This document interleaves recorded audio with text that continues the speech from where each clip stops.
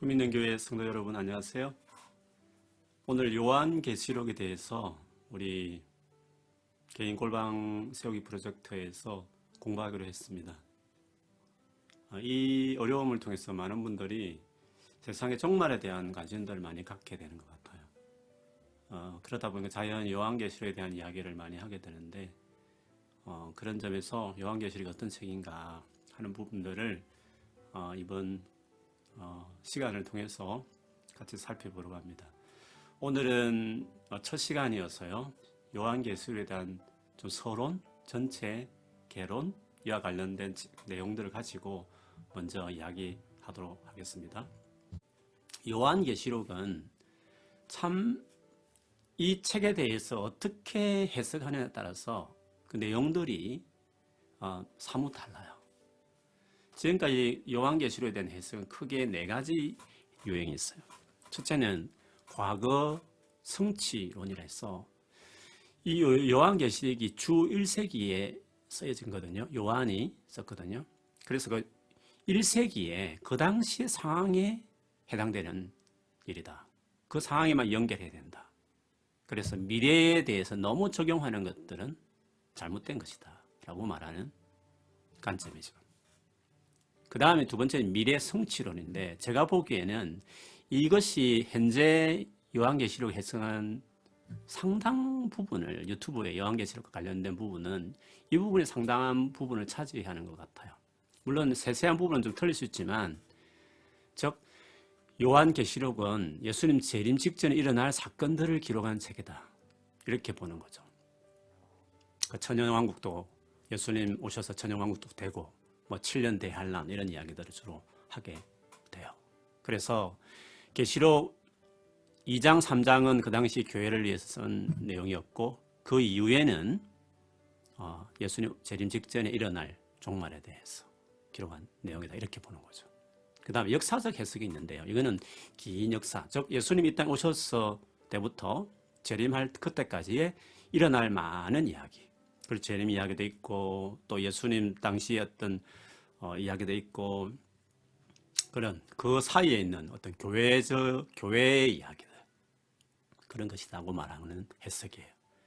네 번째는 관연적 해석 혹은 이상적 해석 이렇게 말하는데요. 특정한 어떤 사건이나 그런 걸 말하는 것이 아니라 하나님의 어떤 영적인 원리, 뭐 선과 악의 싸움, 하나님 나라와 사단과의 싸움 이런 어떤 하나님 역사 일반 원리에 대한 것을 적은 책이다. 역사적인 사실들을 부정하고자 하는 것이죠. 그런데 사실은 이 네 가지 다 요한계시록 전체를 포괄할 수 없고 다 네 가지가 다 포함되어 있어요. 과거에 있었던 이야기도 있고 미래에 대한 이야기도 당연히 있죠.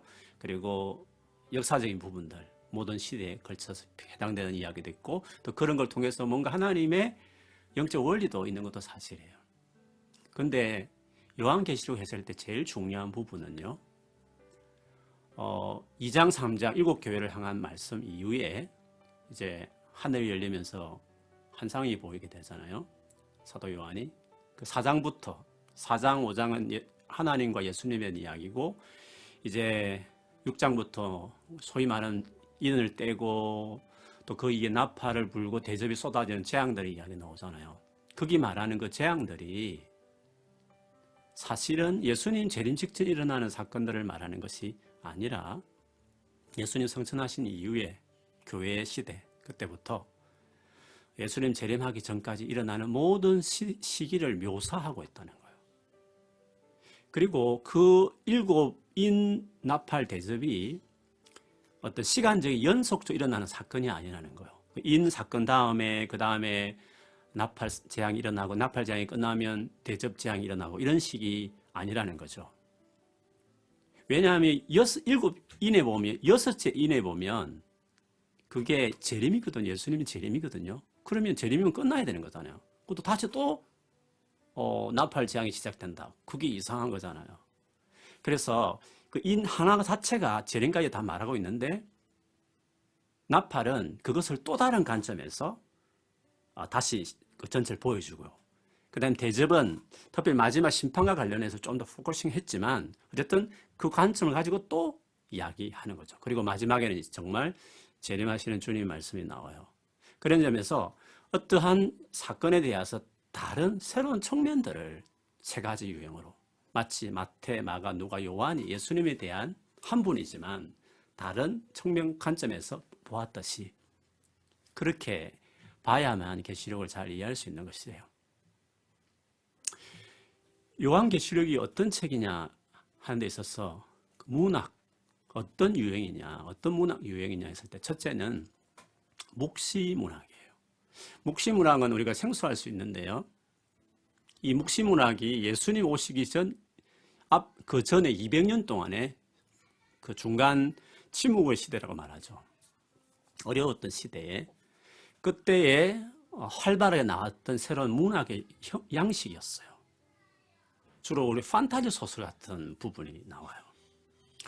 묵시라는 말이 물론 한국의 뭐 유명한 이단은 묵시와 계시는 다르다.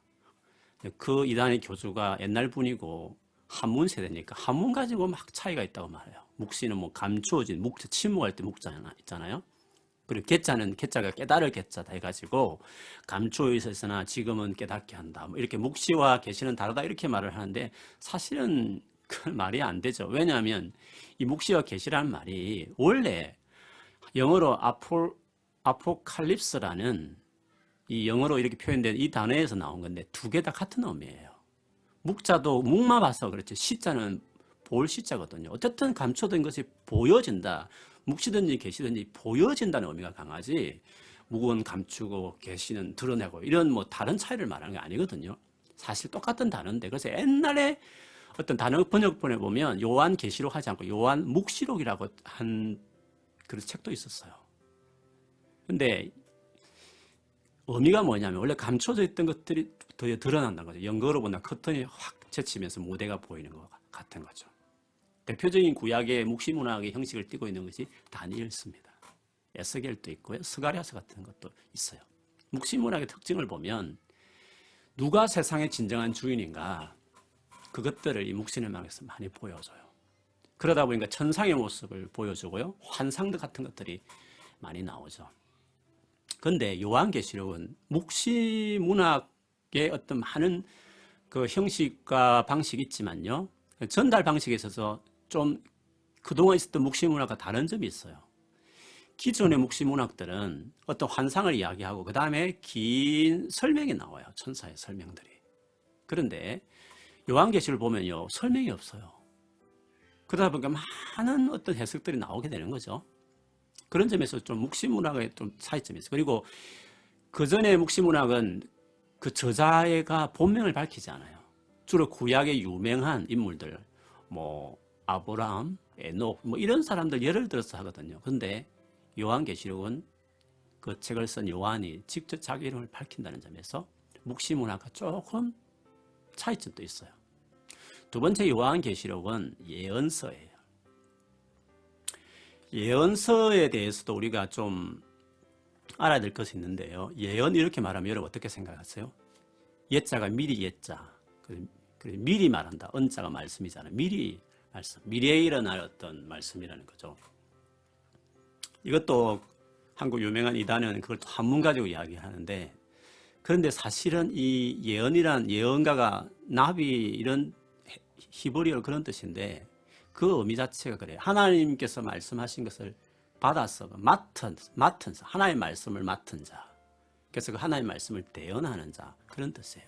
하나님께서 우리에게 말씀을 하실 때는 미래에 대해서만 말씀하신 건 아니잖아요. 그래서 여러분이 구약의 많은 그 이사야, 예레미야 등등에서 소위 말하는 선지서들을 보면 그 당시의 사람들을 위해서 많은 이야기를 했어요. 그 당시의 사람들. 그 당시의 사람들을 위해서 예언한 거잖아요.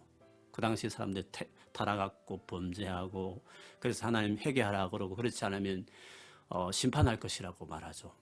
그래서 과거 이야기도 하고요. 현재 어떤 그 상황에 대해 고발을 해요. 그렇지 않으면 또 너희들이 심판을 받을 것이고 멸망받을 것이라 미래를 당연히 이야기하죠. 또 어떤 구절에는 신약을 내다보면서 말하기도 해요. 특별히 완전히 어떤 나라가 망했을 때에는 먼 큰 하나님의 소망을 이야기하니까 예수님 우리 신약 시대를 이야기해요.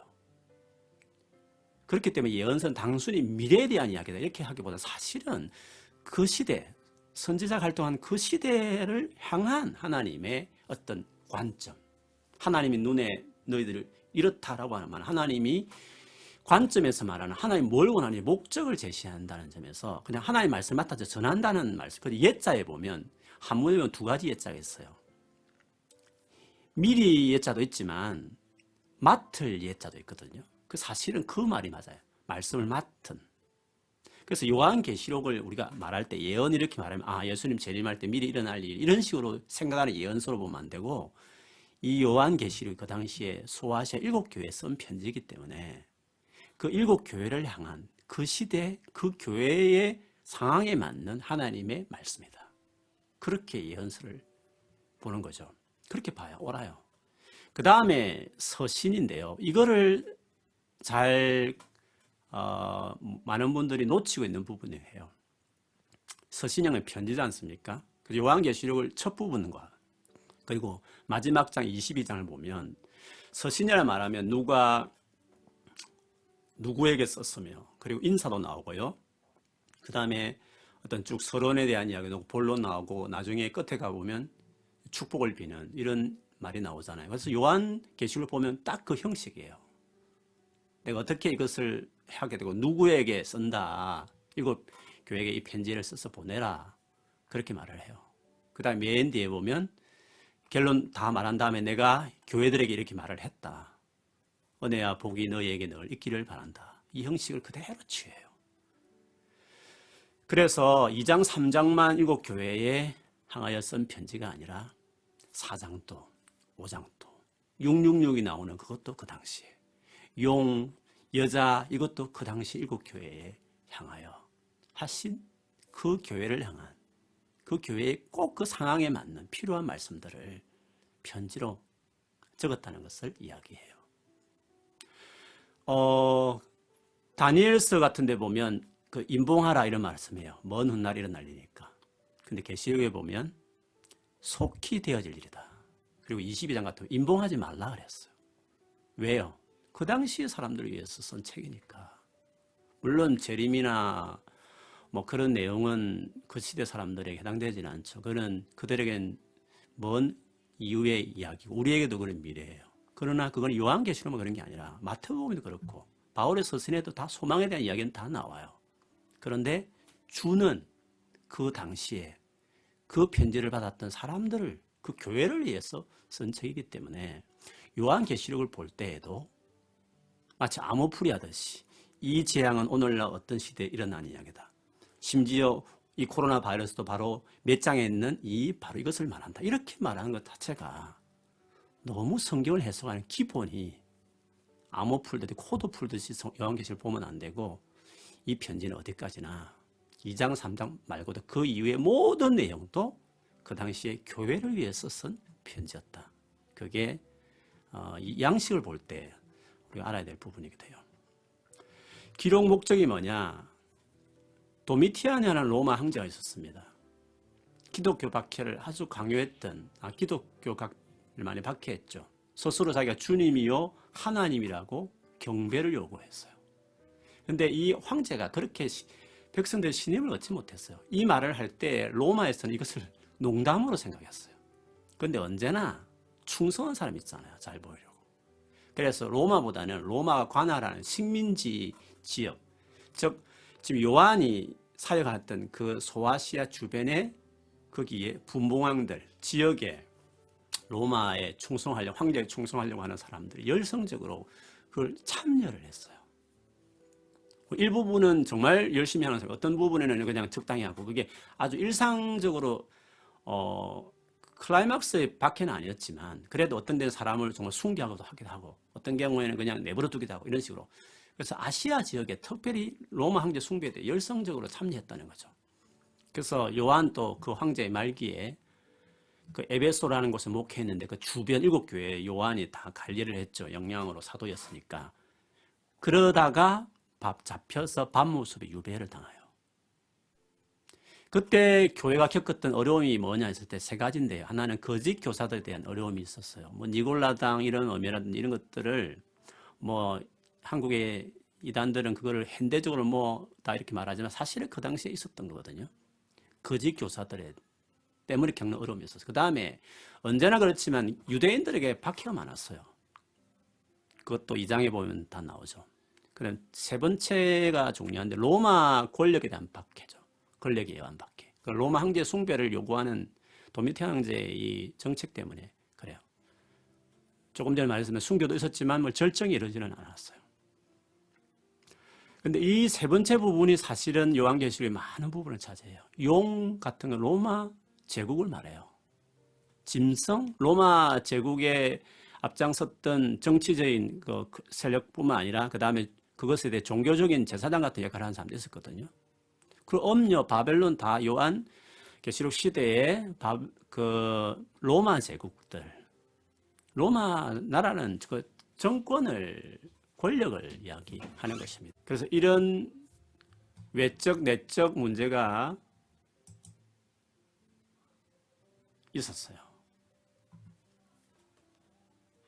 이런 교회를 격려하기 위해서 요한이 썼고 결국에는 그리스도 안에서 우리가 최후 승리한다라는 것을 말하고 싶었던 것이었습니다.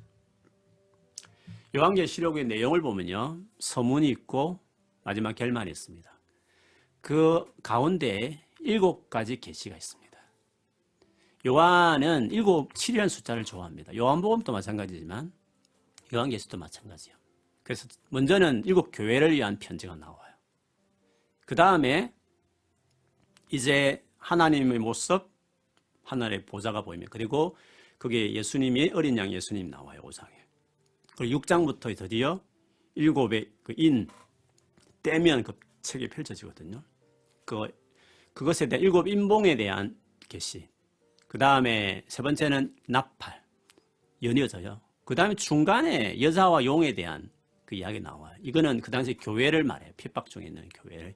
그리고 공격하는 사단에 의해서 공격받는 앞제비가 된 로마 제국에 대한 이야기가 나와요. 그 다음에 7 대접은 마지막 완전한 심판이 쏟아지는 거거든요. 그건 그 당시 로마를 향한 멸망할 거다. 그걸 이야기하는 것입니다. 그리고 6번째 계시는 사실은 이거는 그 당시에 교회에 대한 여러 가지 이야기를 하는 거죠. 결국에는 그 당시 교회뿐만 아니라 모든 시대 교회들이 어려움이 있지만 결국은 복음을 전하고 그래서 결국에는 승리한다. 그거를 이야기해요. 그 당시 사람들에게 너무 직접적인 말씀이었죠. 오늘 우리 보면서 그것도 은혜가 되죠. 그리고 드디어 세상의 종말, 마지막 진정한 종말에 대한 이야기를 말해요. 다른 여러 서신과 복음서 예수님 말씀과 똑같아요. 그리고 결말은 그래 7교회를 이렇게 이야기한 다음에 끝까지 믿음을 지키라. 주님 곧 오실 것이며 그리고 은혜가 내게 있기를 바란다. 그런 식으로 이야기를 결론 내리는 것입니다. 이것이 요한계시록의 서론과 같은 것입니다. 네, 이상이 요한계시록에 대한 서론이었습니다. 어떠세요?